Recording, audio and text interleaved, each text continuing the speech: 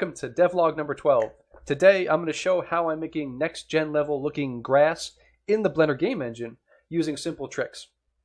But first, thank you to my patrons. Without you, this would not be happening. And speaking of my patrons, this example file you see in front of me was sent to me by residing, one of my patrons who was good enough to show how he is making cards for grass in the Blender game engine.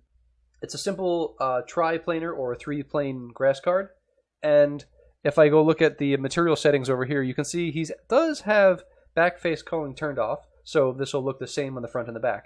And this looks really great. It's very convincing. It's got a mist pass, and one of the things he's benefiting from is alpha clip, which allows you to sort masking correctly.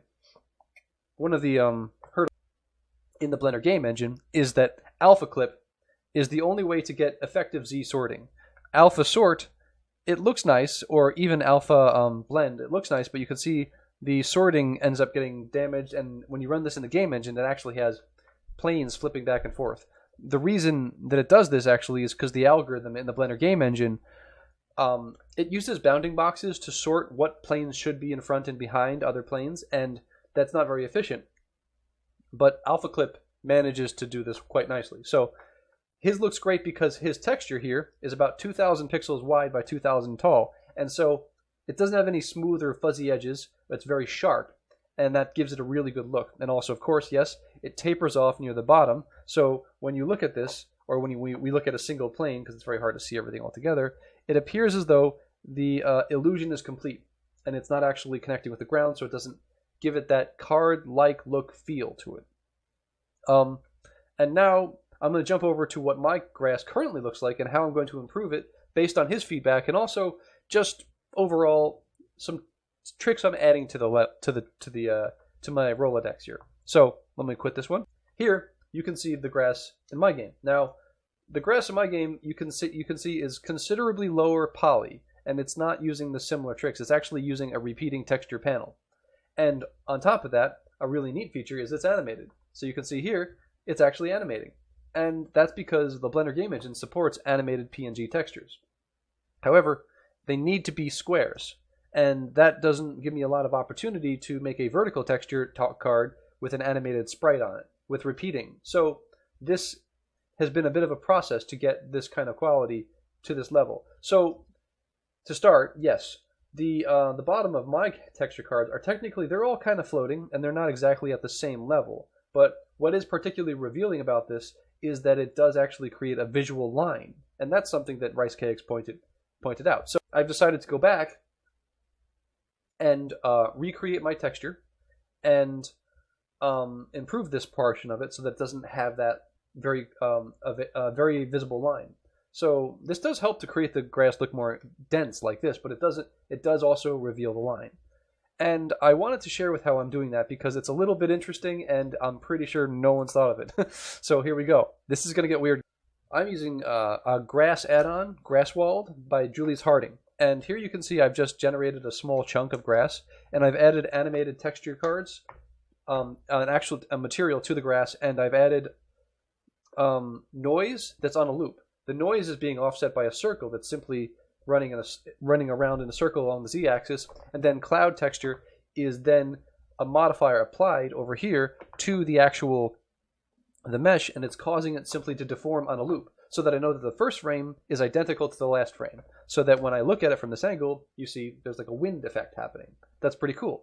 And I've already jumped in here, and I'm going to re-render this now, and it's going to have various heights of grass here, so the height of the grass cards will appear to float above the ground a little bit when they're rendered to a two-dimensional texture. Of course, this is again to make things look a little bit more convincing when this is being rendered on a large environment with lots of objects. This will provide gaps so that it'll look more realistic, and it won't have to, it'll sort of appear to be floating, and it won't look as dense. I can also remove cards simply like that, but I do want a certain degree of density for the environment so that things look more or less,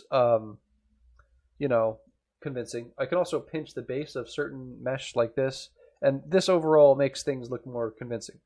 So what happens next after this is I simply render this to a series of PNGs. So over here, I'm also going to use GIMP. And now I'm going to take this series of PNGs that I just rendered out with increased gaps in the bases, and I'm going to bring that into GIMP, and I'm going to use a special add-on. So this is kind of a throwback. Here you can see the actual animated grass cards. So you can see the animated PNGs are now moving. I added a little bit more random movement to them too, just for fun. And obviously there's much bigger gaps now between these texture cards.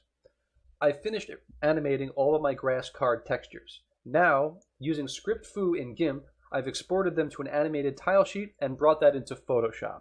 Here you can see the Photoshop file, and I'm just going to show you a comparison of the original and now the revised animation. So, this is the vertical tile. This is the original grass. You can see there's a hard line along the bottom. I've updated that to now have gaps in between there, so that the grass will look a little bit more fluffy and more permeable, so you'll see through it, so it won't look as much as like a card.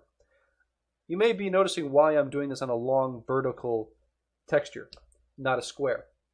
There's two reasons. One, I want to capitalize off of a repeating x-axis. So in the game, you can see the grass here is repeating, and that's because it's a vertical texture, and it allows me to repeat that same texture multiple times. Also, I need to make this into a specific shape because it needs to capitalize off of D3D, which means I'm saving it to a texture that can capitalize off of DirectX. So if you've ever seen the file type DDS, that's the suffix for video games. So now, if I update this texture to the new texture, which I just re-rendered, and then converted into this vertical texture tile sheet, you're going to see more gaps in the grass. And a very different looking grass too, might I add. So you can see we've really kind of updated things to look a little bit nicer. So I'm going to call this one a win. Thank you, Rice Calyx. Rice Calyx. There's a couple other fun things now in the game, including, besides animation, you'll see that there's a shader that's actually informing the lighting of the grass. So as I run through the timeline here, you can see it's lighter or darker depending on the time of day. And that's just to give a little bit of hit of light to make things look a little bit better. So let's just test it out right now.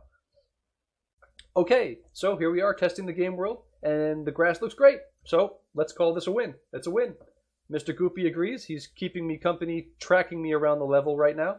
But you can see the grass card illusion. It's not perfect, of course, but it's much more convincing now that there's less of a line along the ground. So I think this looks really great. Thank you so much for the feedback, and I think this has actually helped make the game look a lot better. All right, I'll pause it here.